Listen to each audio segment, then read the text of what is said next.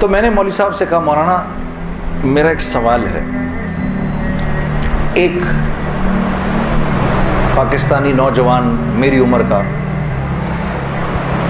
جس نام شہرت کا تصور بھی نہیں کر سکتا، وہ سب کا سب میرے پاس موجود ہے، لیکن میں اندر سے خالی ہوں۔ لوگ اس بات کو نہیں جانتے، لوگ سمجھتے ہیں کہ میں بہت خوش ہوں،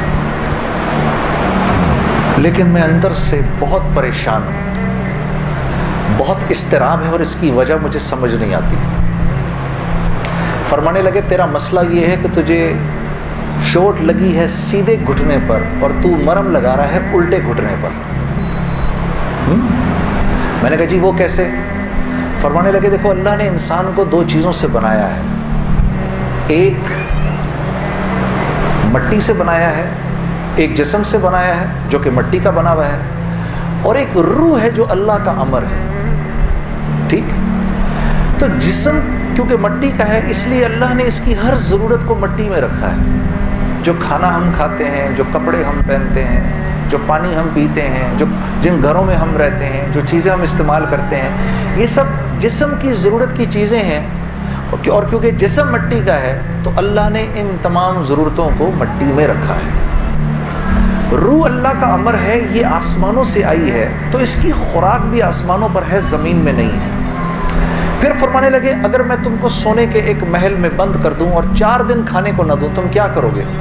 میں نے کہا ظاہر سی بات ہے میں چیخوں گا کہ مجھے کچھ کھانے کو دو۔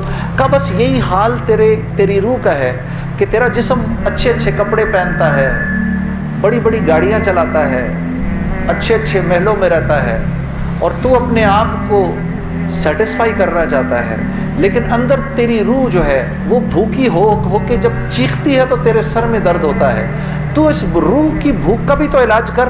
تو میں نے کہا اس کی خوراک کہاں ہے؟ کہا یہ آسمانوں سے آئی ہے تو اس کی خوراک بھی آسمانوں پر ہے، زمین میں نہیں ہے۔ اور دل کے سکون، چین اور اطمینان کا تعلق اس مٹی کے بنے ہوئے جسم سے نہیں ہے بلکہ اس آسمان سے آئی ہوئی روح سے ہے۔ تو میں نے کہا اس کی غذا کیا ہے؟ فرمانے لگے اس کی غذا اللہ کا کلام ہے، اللہ کے حکم ہے، اس کی غذا نبی کی زندگی ہے، نبی کے طریقے ہیں، نبی کی سنت ہے۔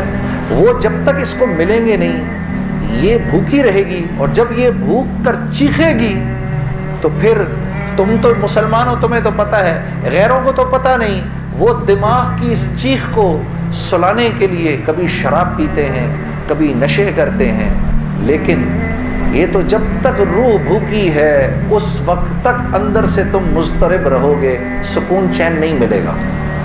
اور پھر قرآن کی وہ آیت پڑھی مجھے آج بھی یاد ہے، الا بذکر اللہ تطمئن القلوب، کہ اللہ پاک چیلنج دے رہے ہیں سب کو کہ اگر دل کا سکون، چین اور اطمینان چاہیے میرے بندو، مالداروں، حکومت والوں، دولت والوں، شہرت والوں، اگر تمہیں دل کا سکون، چین، اطمینان چاہیے تو تمہیں مجھ سے تعلق بنانا پڑے گا، مجھ سے یاری لگانی پڑے گی۔ مولانا کی یہ بات سن کر میں تو پہلے ہی پریشان تھا، 3 دن سے بیان سن رہا تھا، میں تو دھاڑے مار کے رونا شروع ہو گیا، روتا رہا بڑے دیر تک۔ پھر جب مجھے تھوڑا سا چین آیا تو میں نے کہا مولوی صاحب اس کا مطلب کیا ہے، میری پوری زندگی برباد ہو گئی؟ تو فرمایا نہیں، بالکل بھی نہیں، کہ یہ معاملہ تم دنیا والوں سے تھوڑی کر رہے ہو، یہ معاملہ تم تو اللہ سے کر رہے ہو۔ اور اللہ کے ہاں معاملہ کیا ہے؟ اللہ کے ہاں معاملہ کیا ہے کہ ابھی انسان اللہ رب العزت سے معافی مانگنے کا ارادہ ہی کر رہا ہوتا ہے، دل میں ابھی خیال ہی آ رہا ہوتا ہے کہ اللہ رب العزت اگلے پچھلے معاف کر دیتے ہیں سب۔